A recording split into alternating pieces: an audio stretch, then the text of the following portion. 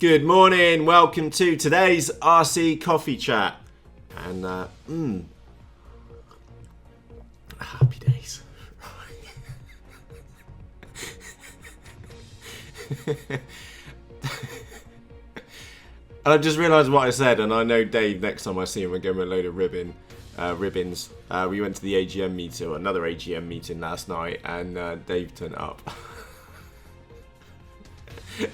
He was saying it was happy days, happy days. I think I've got him hooked. Anyway, right, on to today's topics. I've only got two topics, actually. The first one is the C1 Chaser, and the second topic is the Urban Dictionary. So, big hat tip to Jamie. Jamie put "rag the nuts off" on the Urban Dictionary, which I thought was kind of funny.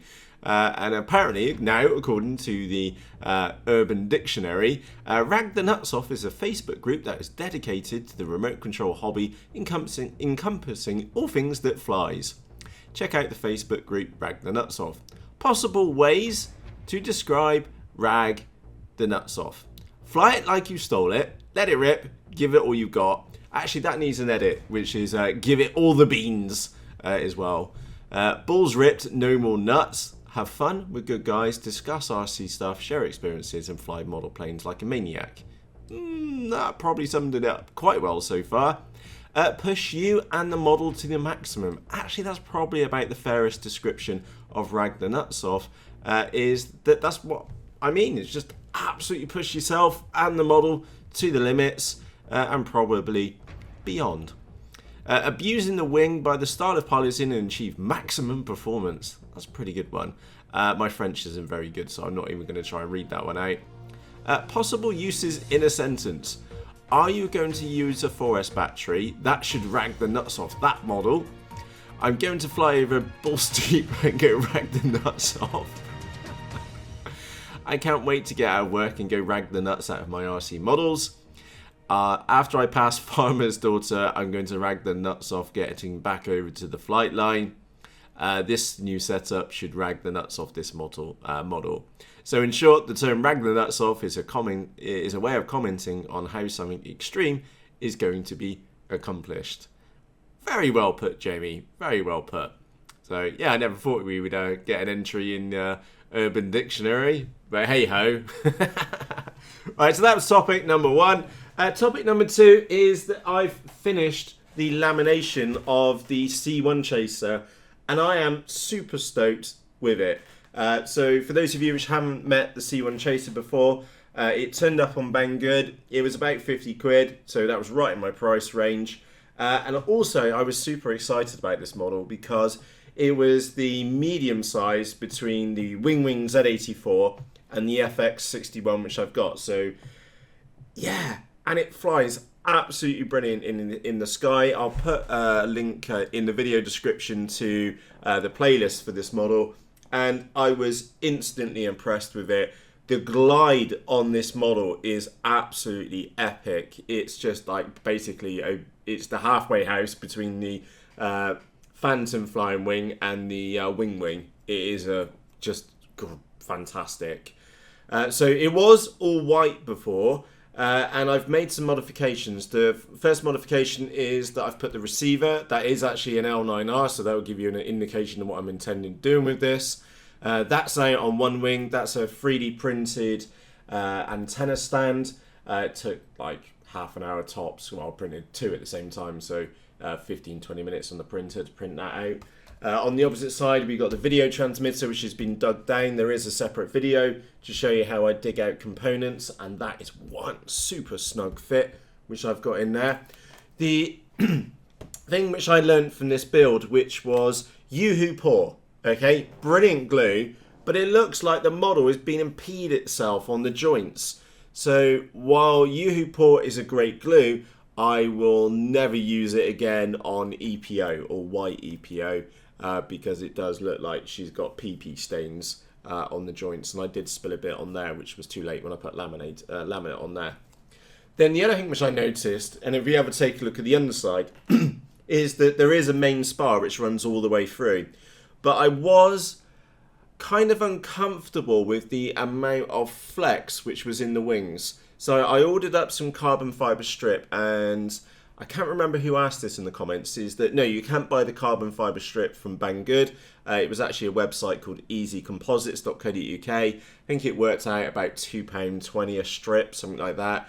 It's 1mm by 5mm, which I've got in there. So super fix, well, yeah, like deep stuff as well. And I've put that in both sides on the wings, and that has really, really stiffened her up. And the reason why I need that is because what I soon worked out, because of the 8-inch prop, it does hang down a lot at the back. So I felt really uncomfortable launching it like a normal way for like a Wing or the Phantom. So instead I'm going to go for a side launch, and now I've got the rigidity in the model, even if I've got quite a big battery pack in the actual hole itself. So yeah, that's probably the biggest modification. Besides laminating it, it was putting some carbon fibre in the wings just to stiffen them up, and I feel a lot happier about that. I do need to go back over this laminate. I can see there's a few places where I've done all the edges really nice, but I need to come back over and just make sure it's stuck down like here on the Elevon. Also, I won't be using the laminate as the hinge. What I will do, well, what I've done is just tuck the laminate down, cut along this front edge and tuck the laminate down, and then I will be going over with about a 1 centimetre thick blendum all the way along the immovable surfaces, mainly because I found blendum to work exceptionally well. So I'm going to be staying with that rather than using the laminate as the hinge. And also the laminate is quite stiff in comparison to blendum. The GPS module for the Vector, the hole was dug for that, the wires come out in the bottom, and I've used blendum again for that on there, just in case I need to remove it for whatever reason. And I honestly, I really do hope that I bound that transmitter before putting it in. As far as the hood goes, this hood was actually white, which came with it, and I was thinking about it, should I do it black or should I do it clear? And then I thought, screw it, I've done it black, and that's come out really, really well. I am actually just going to put that down to discuss the hood mode, because I wanted to share with you my approach for the actual hood itself. What I did, because I put these two little finger grips in first, is that I cut out little rectangles and put a slit down them, and then attach that first onto the model with the iron. So I knew that I had really good seams on these two little finger grips. Then I did about half this, well, enough to go over the top.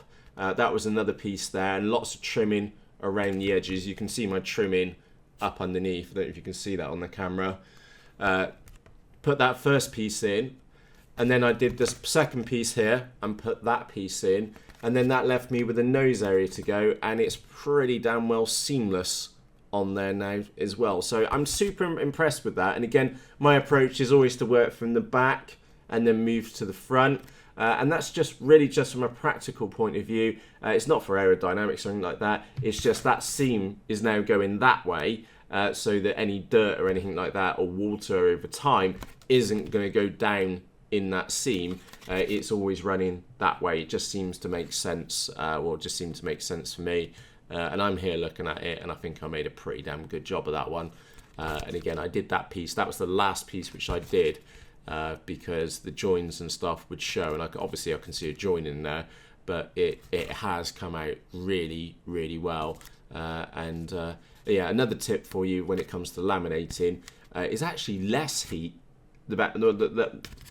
For the entire laminating process, I only ever used a medium heat, so I could gently work the laminate on there, and I can gently work the covering on here, and not cause the foam to like bubble too much, if that makes sense. So I've been super impressed with that. What have I got left to do on this one? I have made a little plywood lump, or a little plywood piece, which will sit up here on the front, and then I will be putting a run cam owl on the front of there. My fixing method is going to be goop glue on the bottom of the piece of plywood, and then I'm going to go for a physical restraint, which will be actually a cable tie in there, because there are 2 holes for me to poke the cable tie through. And again, I will be also putting a little bit of CA glue on the joints as well, mainly because I'm completely paranoid on there. So yeah, that's what I'll be doing for the camera. What else have we got left to do? And I need to put the vector in there as well. I will go and get it just for completeness.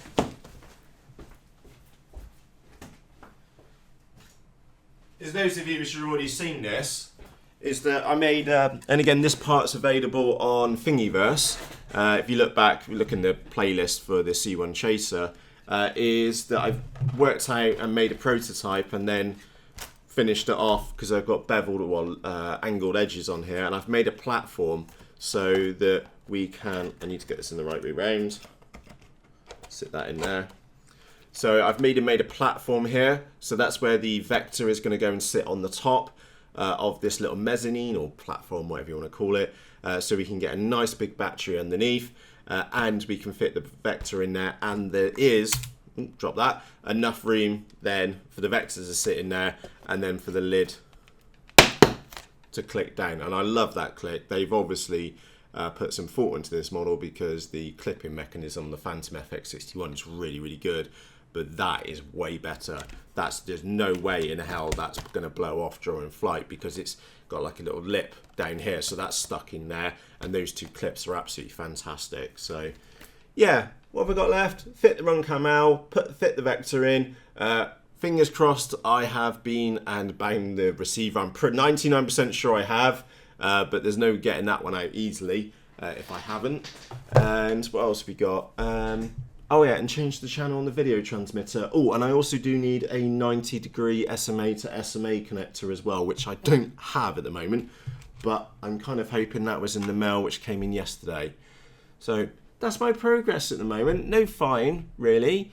The weather's just been awful, absolutely awful here in the UK. So it's rain and dark, and there was possibility of us flying this morning, but I've just been out there and it is really horrible. So I sincerely hope the weather is a lot nicer with you, because we've got all the crap stuff here.